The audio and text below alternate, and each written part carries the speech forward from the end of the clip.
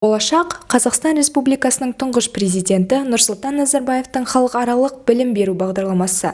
Бағдарламаның басты мақсаты ел экономикасының басым секторлары үшін кадрлар мен мамандарды даярлау. Бағдарлама жоғарғы оқу орындарының ғылыми дәрежесін алуды, сондай-ақ әлемнің жетекші компаниялары мен университеттеріндегі ғылыми және өндірістік тағылымдамаларды қамтиды. Болашақ бағдарламасының басты сайтындағы мәліметтерге жүгінсек, қазіргі уақытқа дейін 13.976 стипендиат Болашақ бағдарламасы арқылы оқыған. 7.846 түлек өздерінің шартта келтірілген міндеттемелерін орындады, ал 3.289-ы өздерінің еңбек өтілін өтеуде. 1042 стипендиат мониторинг үстінде. Болашақ бағдарламасының пайда болу тарихына көз жүгіртейік. Болашақ халықаралық бағдарламасы 1993 жылғы 5 қарашада Қазақстан Республикасының экс-президенті Нұрсұлтан Назарбаевтың қаулысымен құрылды. Қазақстан Республикасы тәуелсіздігінің басында одан әрі реформалы жүргізу қажет болатын жоғарғы білікті кадрлар қажет болды. Посткеңестік кеңістіктегі мемлекеттер тарихында тұңғыш рет дарынды жастарға шетелде білім алу мүмкіндігі берілді. 1994 жылы қазақстандық студенттер тобы алғаш рет шетелдік жоғарғы оқу орындарына оқуға жіберілді. Бағдарламаны іске асырудың алғашқы жылдарында стипендиаттар тек 4 елде ақш, Ұлыбритания, Германия, Францияда білім алды. Ал қазіргі сәтте қазақ жастары Болашақ бағдарламасы арқылы әлемнің 33 елінің үздік 200 жоғарғы оқу орындарында білім ала алады. 2005 жылы мемлекет басшысы өзінің жолдауында жыл сайын 3000 жас және талантты қазақстандыққа әлемнің жетекші оқу орындарында білім алу мүмкіндігін беру қажеттігі туралы жариялады. 4 сәуірде халықаралық бағдарламалар орталығы акционерлік қоғамы құрылды. 2011 жылдан бастап бакалавриат бағдарламасы бойынша оқуды тоқтатылды. 2013 жылғы 29 қарашада Нұр-Сұлтан қаласында Нұрсұлтан Назарбаевтың қатысуымен бағдарламаның 20 жылдығына арналған Болашақ бағдарламасы стипендиаттарының мерейтойлық форумы өтті. Енді Болашақ бағдарламасына іліну шарттарына тоқтасақ. Жалпы өтініш берушіге қойылатын талаптар қарапайым: дипломның жоғары орташа баллы, мемлекеттік және шет тілдерін білу.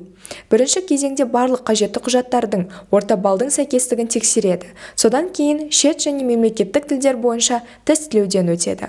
Қазақ тілін білу деңгейіне тестілеу TOEFL аналогы қазтест бағдарламасының көмегімен өтеді. Тілдік тестілеулерден сәтті өткеннен кейін үміткер жоғарғы оқу орындарының өкілдерімен және моношенеуніктерімен, психологтармен әңгімелесуден өтеді. Біз SurveyMonkey желісі арқылы бізді қызықтыратын сұрақтарды пайдалана отырып статистика жүргіздік. Статистиканы тек қана Қазақ ұлттық университетінің заң факультетінің аясында емес, сонымен қатар филология, халықаралық қатынастар, журналистика факультеттерінде, тек өзіміздің университетпен шектелмей, Нархоз, Тұран және UIB университеттеріндегі студенттерден, бакалавриатты аяқтап, магистратураға түсуге ниет білдірушілерден өтуін сұрадық.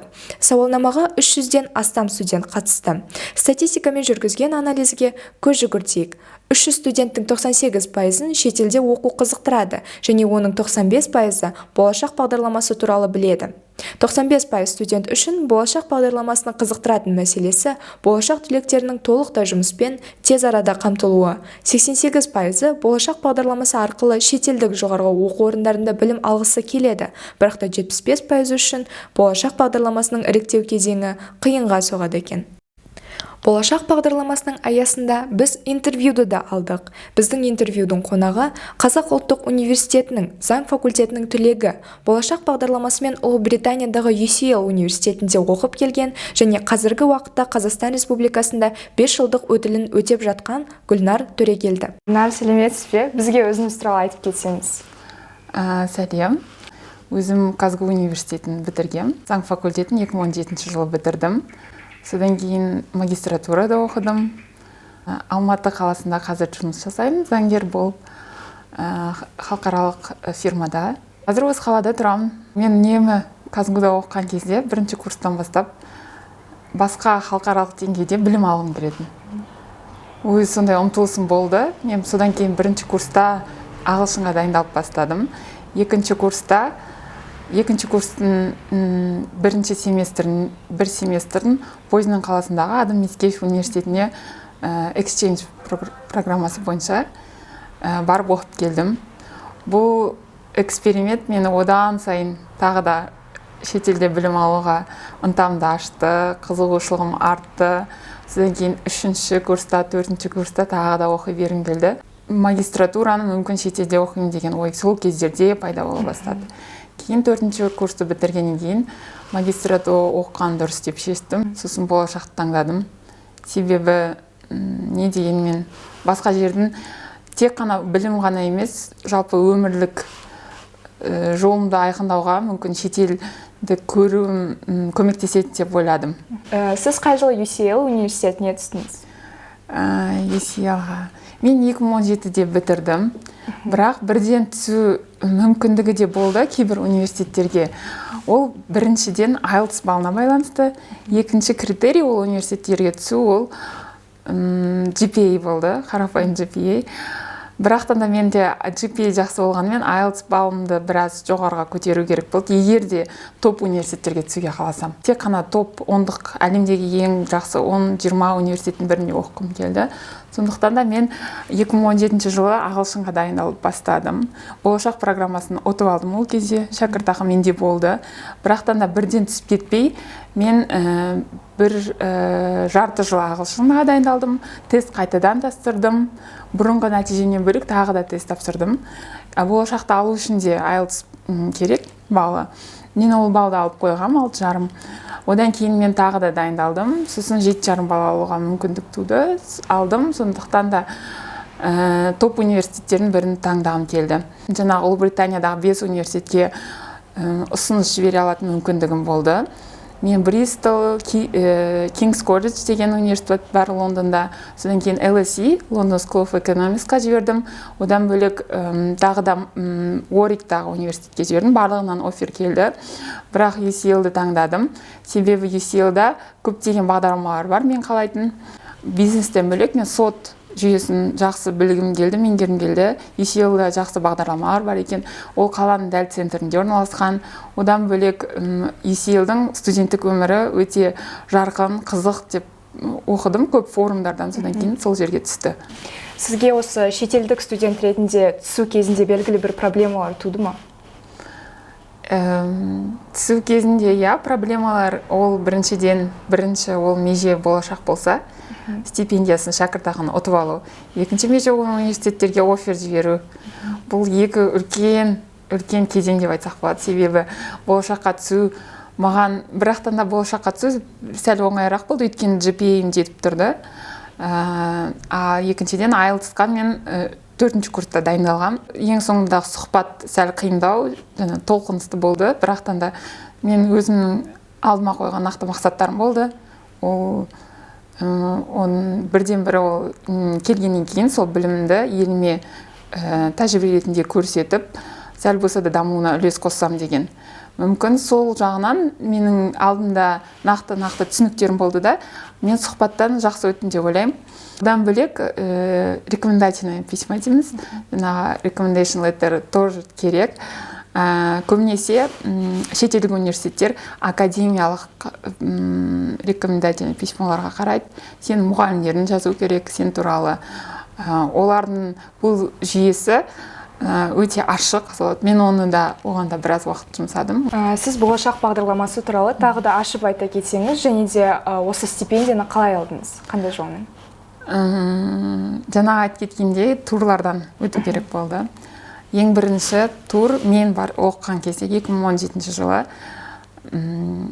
анкета толтырамыз, және сол жерге өзімнің өмір баянымды тағы да рекомендательный письмо керек болды. Тек біреу ғана. Ол қазақ немесе орыс тілдерінде болуы мүмкін, өзің білесің. Бірінші турда IELTS-ды бекіттім. IELTS-ның 6,5 болу керек еді, және де жаңағы екінші критерий GPA 3-те 3 болып тұр біз кезде. Ең қиыны жаңағы сұхбатқа, ең соңғы этап сұхбатқа жақсы дайындалу керек болды. Көп видеолар қарадым, не үшін, қалай, солай. Бірақтан да 5 минутта темде өтіп кетті. Маған көп сұрақ қойылмады. Жай ғана формаль түрде емес, неге қалағанымды, неге оқуға түскенімді білгілер келді. Сізге осы бағдарлама қандай әсер қалдырды және өміріңізге қандай өзгерістер алып келді?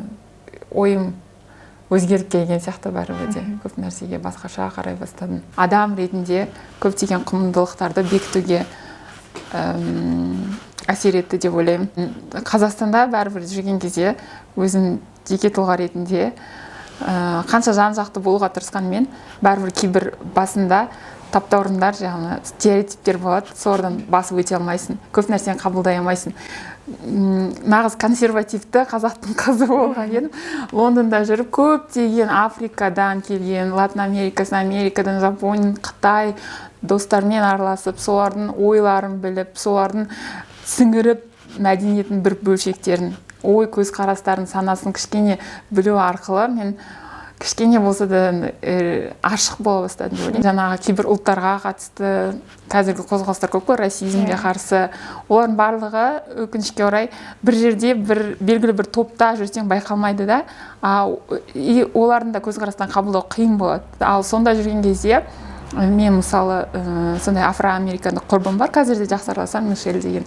Солармен бірге жүріп, бірге бір кафеге барған кезде де оларға қалай қарайтынын, соны түсіне білген кезде түсіне бастайсың, неге ол ұғымдар шықты, неге қазір мысалы Америкада жаңағы Black Lives Matter болып жатыр, неге Me Too деген жаңағы қыздардың қозғалысы болып жатыр. Алға басып келе жатқан жаңағы идеяларды түсіне бастайсың, оны содан кейін Қазақстанға келіп тағы да үстіне қосылады да, көзқарасың бірде басқаша болып. Ал өткенде де феминистердің қозғалысы, ол неге, қалай, сол туралы өзінің бір тұлға ретінде көзқарасын жақсы қалыптаса бастайды.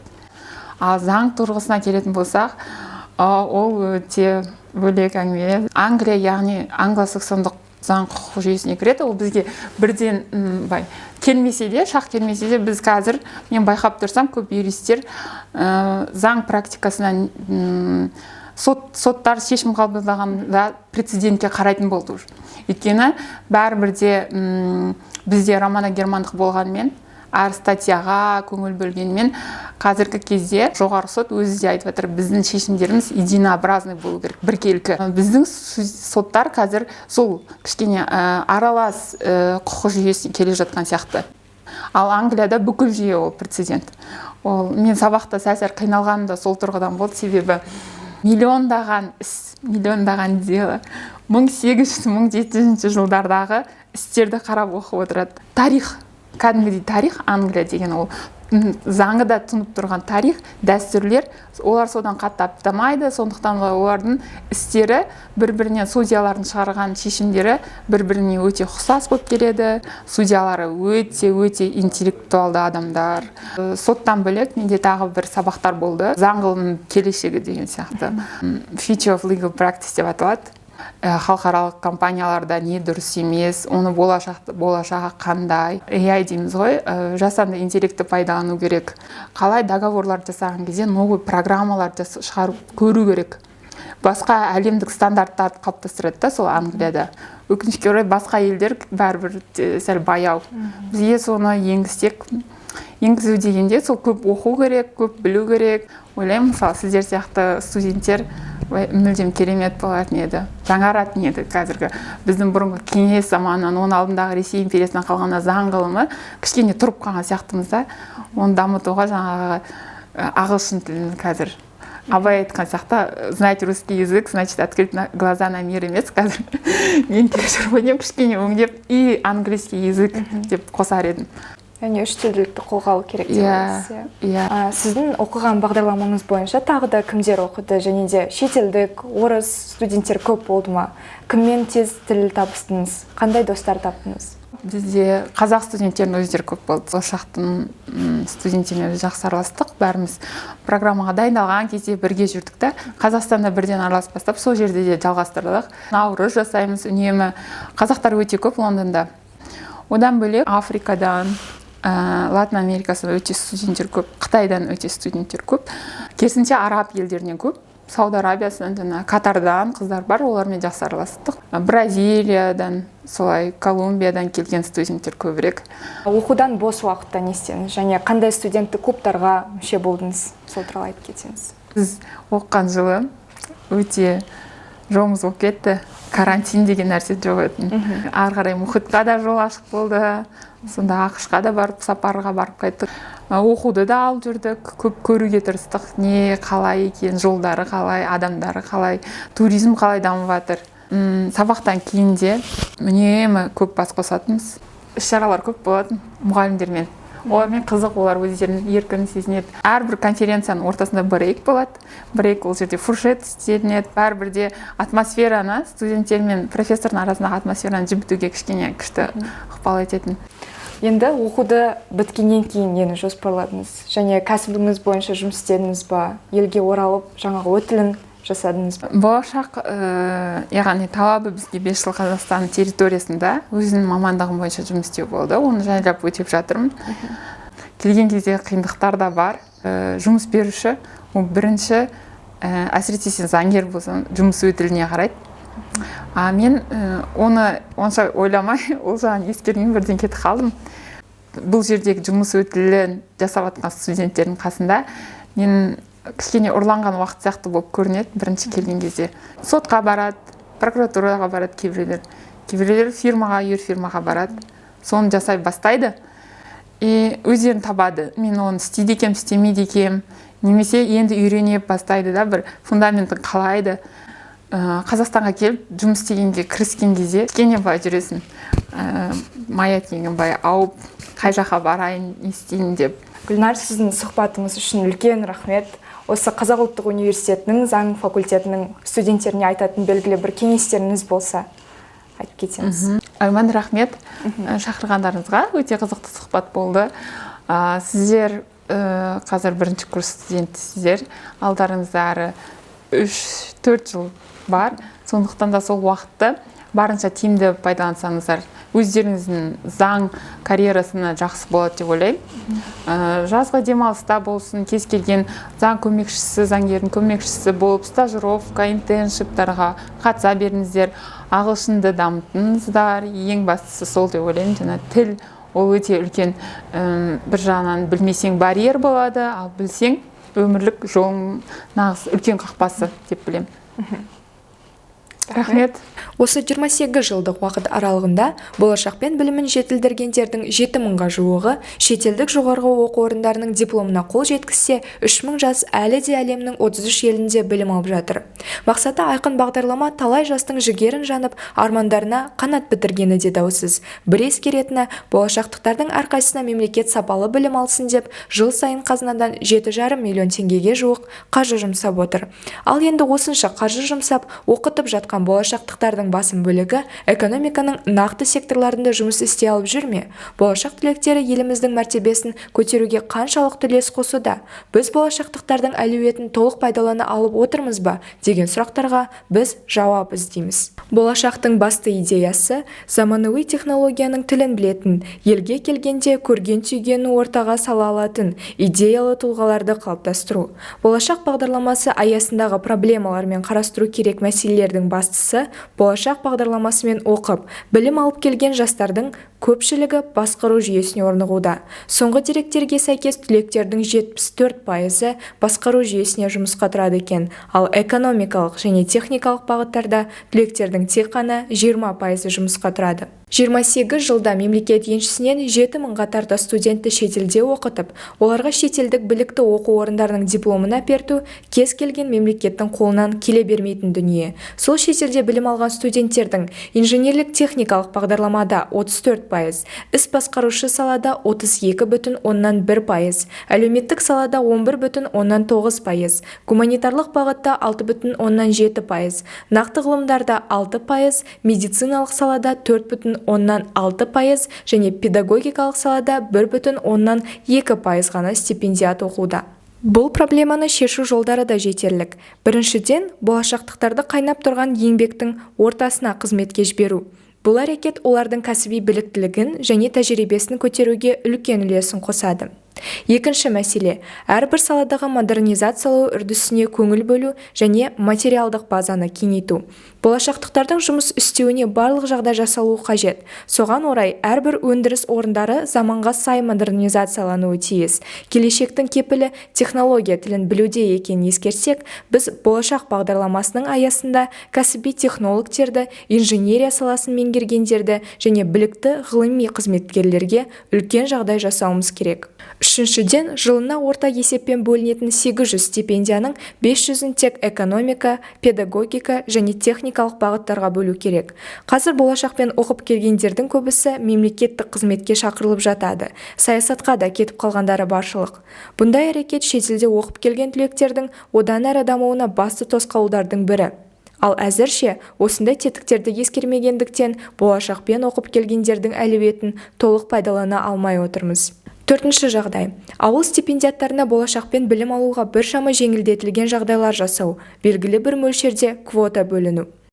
Бесіншісі, болашақтықтарды жұмыспен қамтитын үйлестіру орталығын құрастыру.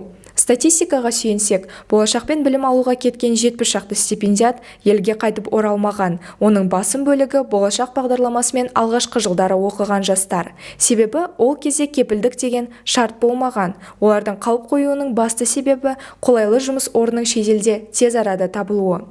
Болашақтықтардың бұл әрекеті елдегі жұмыссыздық мәселесін де қозғайды. Басқа қырынан бұл мәселеге қарайтын болсақ, еліміз нарықтық экономиканы қолдайтын болғандықтан елде бәсеке керек, бірақ сол бәсекеге қабілетті жастарға мүмкіндік қажет. Үйлестіру орталығы құрылса, сыбайлас жемқорлыққа да жол бермес еді. Соңғы және ең басты қолға алу керек мәселе елге қайтып оралмаған түлектердің неге оралмағандығының себептерін анықтау және оларды жою. Біріншіден, Қазақстан Республикасы ең төменгі жалақы рейтингісіне кіреді. 56 ел ішінде Қазақстан тек Нигерия мен Өзбекстан алдында. 54-ші орында Қазақстан 42.500 теңге, ал теңгеге айналдырғанда Нигерияда 32.760 теңге, Өзбекстанда 29.820 теңге. Екіншіден, жұмысқа орналасу пайызы. Америкада магистратура түлектері, соның ішінде ақш азаматтарының 96 пайызы, ал шетелдіктердің 93 пайызы бірден жұмыс орнын табады екен. Англиядағы заң факультетін бітірген магистратура түлектерінің 93 пайызы жұмыспен бірден қамтылады. Азиядағы магистратура түлектерінің 92 пайызы жұмыспен қамтылса, отандық магистратура түлектерінің тек 75 пайызы ары қарай дипломмен жұмысқа орналасады екен. Біздің бұл идеяларды ұсынған себебіміз бұл 6 әрекеттің айтарлықтай алып келетін нәтижелері. Ең біріншіден, қазірде артта қалған салаларымыздың прогрессивті бағытта ілгері дамуы. Екіншіден, шетелден технологияның тілін әбден меңгеріп келген мамандардың көбеюі. Үшіншісі, болашақпен оқып келгендердің әлеуетін толық пайдалану мүмкіндігі. Және соңғысы, білім мен қоғам арасында лагом, яғни баланс орнату. Кез келген жас алда мақсат қойса және осы мақсат жолында ерінбей еңбек етсе, қолынан барлығы келеді. Қиындықтарға төтеп бере отырып, үздік білім алу өзіміздің қолымызда. Бұндай мүмкіндікті табыс ету кез келген мемлекеттің қолынан келе бермейді, және бұл мүмкіндікті жоғалтып алмауға тырысайық. Себебі болашақ қазақ жастарына қанат бітіретін бағдарлама.